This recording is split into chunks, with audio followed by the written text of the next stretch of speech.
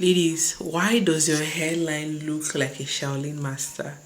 This is the end of 2023 and your hairline is starting at the middle of your head. Hello everyone, my name is Angela of Afro League and I am the one you should listen to when it comes to growing long healthy natural hair. Okay, I'm the one you should listen to, and today we're going to be talking about our hairlines, our edges, our front hair, whatever name we decide to call it. We're going to be talking about that. And this video was prompted by a video I saw on TikTok. I'm going to play it right now.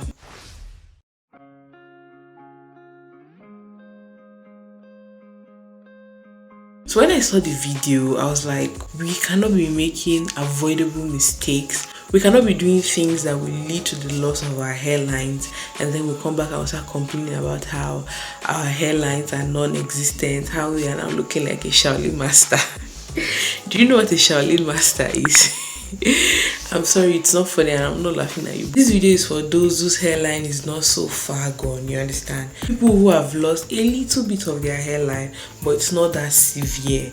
People who still have their hairlines intact. This is a video for you because I'm going to be talking about how you can prevent losing your hairlines. For those who have lost their hairlines, at this point, there's nothing I can do for you. Your hairline is gone, it's finished. You can either go and do a hair transplant or you can use minoxidil. I think that's how it is pronounced, because I've seen various videos on TikTok of people using minoxidil to grow their hair. But I think I also heard that a downside to using that is the fact that when you stop using it, you're most likely going to lose the hair you've grown. The only way that treatment can work for you is if your roots are still intact, because there are some of you destroyed your hairlines plus the root plus everything. You just destroyed everything.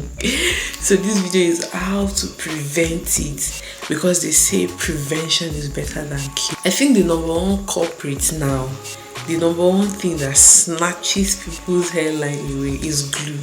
It is glue. Let's talk about glues, especially for people who install wigs or who use glues in certain hairstyles, like the low-cut hairstyle that trended a couple of months ago where they needed glue to give the illusion of a low cut. Any hairstyle that involves glue is a red flag. Glues are not bad in themselves, but the thing is that a lot of people apply the glue directly on their hair.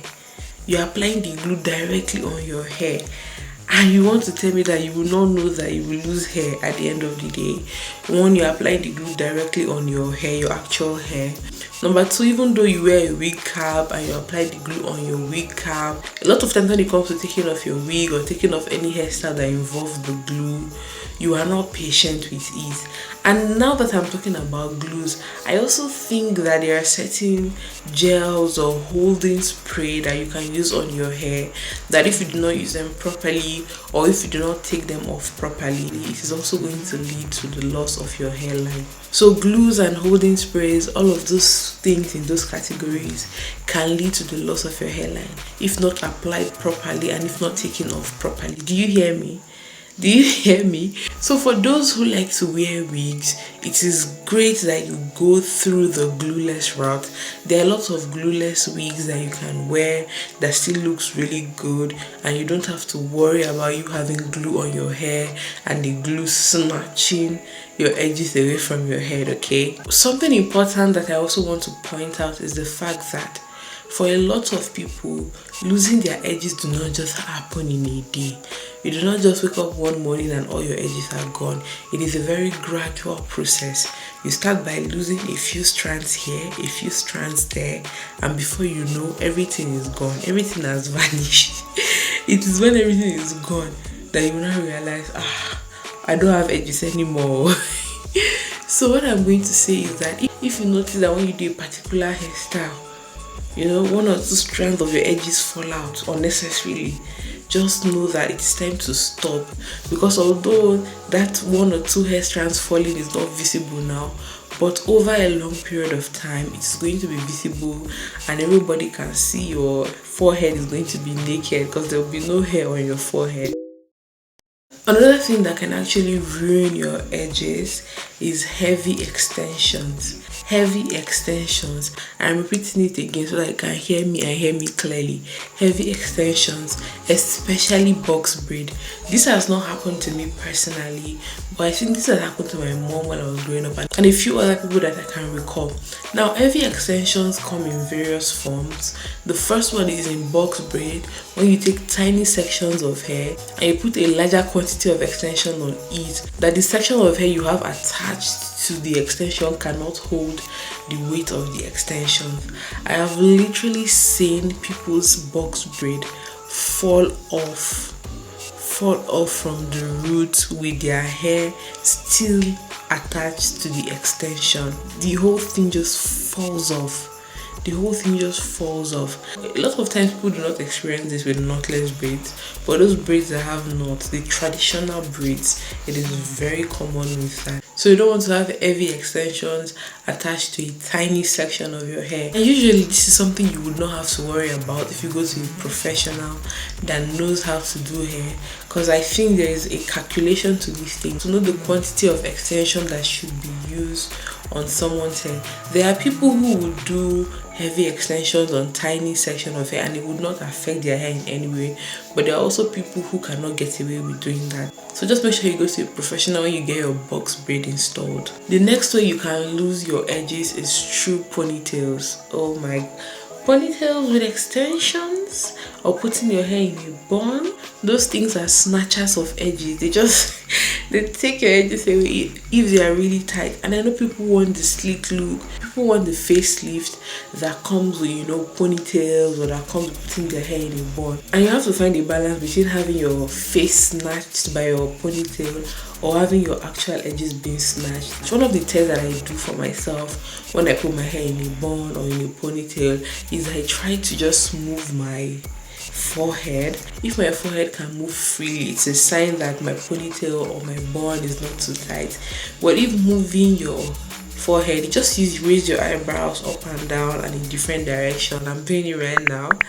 I don't know if you can see it here. If you're unable to do it or just do it with a high comfort level, then it's a sign that you should release the tension from your hair. The last thing I want to warn you about, so that you don't lose your edges, it is repetition of hairstyle. Now this one I don't see a lot of people talking about it, but I noticed this from my mom because she has lost her edges, but it's not so bad.